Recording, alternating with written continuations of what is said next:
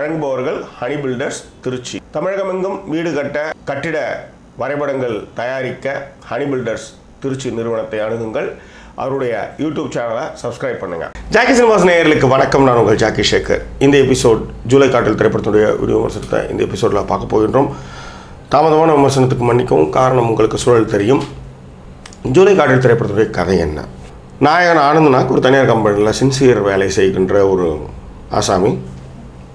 அஞ்சு குரியன் அவங்க வந்து டீச்சராக இருக்காங்க. ரெண்டு பேரும் ஒரு கல்யாணத்தில் மீட் பண்ணுறாங்க. காதல் வருகிறது. காதல் வந்து அடுத்தது நிச்சயதார்த்தம், அப்புறம் கல்யாணம். ஆனால் அங்கே தான் ஒரு ட்விஸ்ட் வைக்கிறார் ஹீரோ. உன்னை பார்த்தா எனக்கு வந்து ஒன்றும் அந்தளவுக்கு ஃபீலே இல்லை அப்படின்றாரு. ஏன் இல்லை, எதுக்கு இல்லை அப்படின்றத நீங்கள் படம் பார்த்து தெரிஞ்சுக்காங்க. இந்த திரைப்படம் வந்து காதல் ஒரு முறை தான் பூக்கும், அது ரொம்ப புனிதமானது அப்படின்னு நீங்கள் சொன்னீங்கன்னா அது உங்களுக்கு வந்து ஒரே ஒரு அனுபவம் தான் நீங்கள் உங்களுக்கு இருக்குன்னு அர்த்தம். காதல் வந்து யார் மேலே வேணாலும் எப்போ வேணாலும் வரும். ஆனால் அது யார்கிட்ட எப்படி வந்து எதோட வந்து நிறுத்திக்கணும், எதோட வந்து ஃபாலோ பண்ணணும் அப்படின்றது நீங்கள் தான் முடிவு பண்ணணும். இந்த திரைப்படமும் அப்படி தான் பேசுது. ஒரு ஆண் வந்து அவனுக்கு எத்தனை முறை வேண்டுமானாலும் காதல் வருகின்றது. அவன் எங்கே நிற்கிறான், அவன் என்னென்ன பிரச்சனைகள்லாம் சந்திக்கிறான் அப்படி தான் திரைப்படத்துடைய கதை. ஆக்சுவலாக இயக்குனர் கேசி சுந்தரம் வந்து இந்த கதையும் சரி, இதை எடுத்துக்கொண்ட யுக்தியும் சரி, அதாவது ரெண்டு பேருக்கான பிரச்சனை அதை வந்து லைட்டாக காமிச்சிட்டு அதுக்கப்புறம் வந்து டீட்டெயிலாக வந்து அஞ்சு குரியன் பாயிண்ட் ஆஃப் வியூவில் வந்து சொல்கிற விஷயமும் சரி, அதே மாதிரி சம்யுக்தா பாயிண்ட் ஆஃப் வியூலையும் சொல்கிற விஷயமும் சரி ரொம்ப நல்லாவே இருக்குது. இது ஒரு 4 சாப்டராக வந்து சொல்கிறாங்க. ஆனால் என்ன பிரச்சனை அப்படின்னா, இந்த 4 சாப்டரையும் கொஞ்சம் லென்த்தை குறைச்சிருக்கலாமோ அப்படின்னு தோணுது. ஆனால் திரைப்படத்தில் மிகப்பெரிய ப்ளஸ் பாயிண்ட் என்னென்னா, இந்த திரைப்படத்தில் வரக்கூடிய காட்சிகளோட ஆமாம்ல இப்படி தான் இருக்குல்ல, ஆமாம்ல நம்ம லவ் பண்ணுற கூட இப்படி தான் ஆச்சு இல்லை அப்படின்ற மாதிரி இந்த படத்தில் வர்ற சீன்களை வந்து நிறையா ரிலேட் பண்ணிக்குவாங்க. அதுதான் இந்த திரைப்படத்துடைய மிகப்பெரிய பலம். ஆனால் இந்த திரைப்படத்தோட லென்த் இருக்குது பற்றியா, அது ஒன்றும் செய்ய முடியல. அதை தான் இவங்க வந்து குறைச்சிக்கணும்.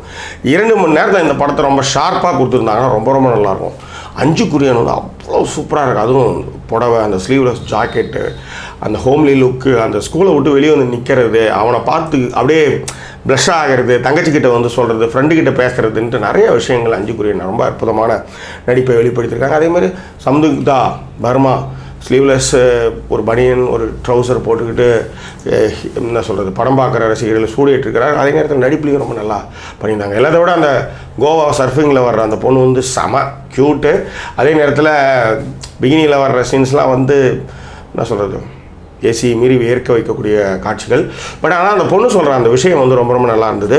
இந்த திரைப்படத்தினுடைய ஒளிப்பதிவாளர் டேமல் சேவியர் இந்த படத்துக்கு மிகப்பெரிய பலம். அந்த அளவுக்கு காட்சிகளை வந்து மிக ரசனையாக எடுத்திருக்கின்றார். அதுவும் அந்த கண்ணம்மா சாங், அதுக்கான மாண்டேஜஸ், அதேமாதிரி அந்த மலை முகட்டில் ஆடுற அந்த நடனமாக இருக்கட்டும், அதுக்கான லைட்டிங்காக இருக்கட்டும், அதுக்கான என்ன சொல்கிறது அதுக்கான அஞ்சு குரியனுக்கு அந்த போட்டிருக்கிற ட்ரெஸ் ரொம்ப ரொம்ப நல்லா பண்ணியிருந்தாங்க. 2 பேர் காதலிக்கிறாங்க.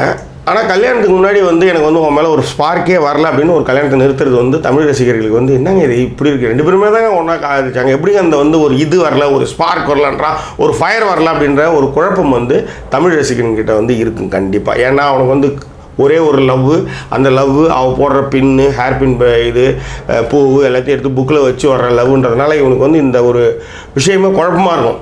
ஸோ இது வந்து ஒரு 20 வருஷம் 15 வருஷத்துக்கு அப்புறம் இதெல்லாம் சர்வசாதாரணமாக இருக்கும், இப்படி தான் இருக்க போகுது. ஆனால் இது இப்போ வந்துருக்கிறது வந்து நிறைய பேருக்கு வந்து இது வந்து ஒரு அப்பர் மிடில் கிளாஸினுடைய லவ் இது. ஆக்சுவலாக இன்னும் லோயர் மிடில் கிளாஸ்லாம் வரல. ஸோ அப்போ வரும்போது இந்த படத்தை வந்து ரசிகன் வந்து ரிலேட் பண்ணிக்க முடியும் அப்படின்றது என்னுடைய அபிப்பிராயம். ஸோ அதுதான் இந்த படத்தில் இருக்கக்கூடிய ஒரு மைனஸாக இருக்கும். ஆனால் இந்த படத்தில் இன்னும் க்யூட்டான காதல் காட்சிகளை வந்து அவங்க வந்து சேர்த்துருக்கலாம். நிறைய ஒரு மாதிரி ஒரு ஹாலிவுட் ஃபிலிமில் இருக்கிற லவ் போர்ஷனில் இருக்கிற ஒரு மெலோ ட்ராமா மாதிரி கொஞ்சம் பொறுமையாக போகுது. அதுக்கு இந்த படத்துடைய நீளமும் ஒரு காரணம் என்பதில் வந்து மாற்றுக்கருத்தில் ஜோஷா சீதருடைய அந்த ஒரு பாட்டு கனவா சாங் ரொம்ப பிடிச்சிருந்தது. எல்லா சாங்குமே வந்து ஆல்பம் மாதிரி எடுத்திருக்காங்க, நிறைய செலவு பண்ணியிருக்காங்க. ரொம்ப ரொம்ப ரிச் ஃபீலிங் வந்து படத்துக்கு கொடுக்குறாங்க. ஸோ கேசி சுந்தரம் வந்து அந்த கதையை சொன்ன விதமும் சரி, அதில் வந்து நான் லீனியராக போட்டு அழகாக பண்ணியிருக்கிறாரு. பட் இருந்தாலும் லென்த்தை குறைச்சிருந்தாரு அந்த படம் வந்து சக்ஸஸ் ரேஞ்சுக்கு போயிருக்கும் அப்படின்றது என்னுடைய அபிப்பிராயம். ஸோ இந்த திரைப்படத்துக்கு ஜாக்கி சினிமா சொல்லக்கூடிய மதிப்பு 5க்கு 2.75. இந்த திரைப்படம் வந்து ஒரு டைம் பாஸ் கேட்டகரியில் லவ்வர்ஸ் வந்து நிச்சயமாக இந்த படம் பார்க்கலாம். ஏன்னா நீங்கள் இதில் ரிலேட் பண்ணிக்கிற நிறைய விஷயங்கள் இருக்குது, அதுக்காக சொல்கிறேன். வேறு என்ன, இன்னும் வேறொரு எபிசோடு உங்களை நான் சந்திக்கிறேன். அது நன்றி. உங்கள் ஜாக்கி சேகர். நன்றி, வணக்கம்.